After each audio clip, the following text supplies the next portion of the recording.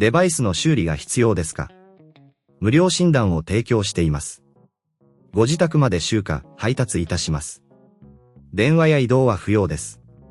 修理前にお見積もりをお送りし、承認いただいた場合のみ作業を進めます。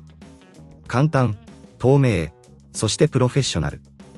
リンクは説明欄にあります。このチュートリアルでは、ジャックの交換方法をステップバイステップで解説します。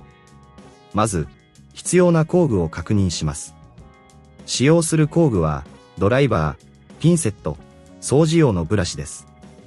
これらが揃ったら、次のステップに進みましょう。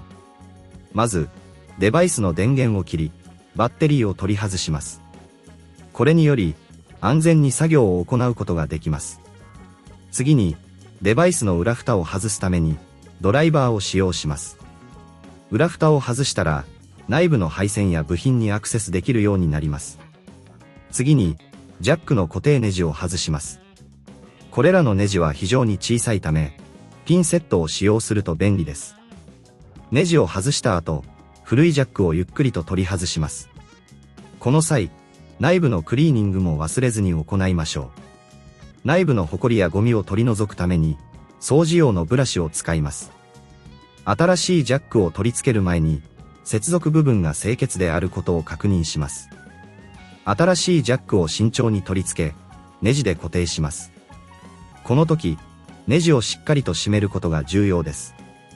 ジャックがしっかりと固定されていることを確認したら、裏蓋を元に戻します。もし、これが難しいと思われる場合は、ご自宅での集荷と配達サービスを提供していることを覚えておいてください。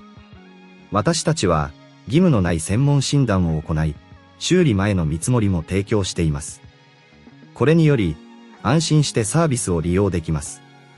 最後に、デバイスを起動し、新しいジャックが正常に機能するか確認します。もし問題があれば、すぐにご連絡ください。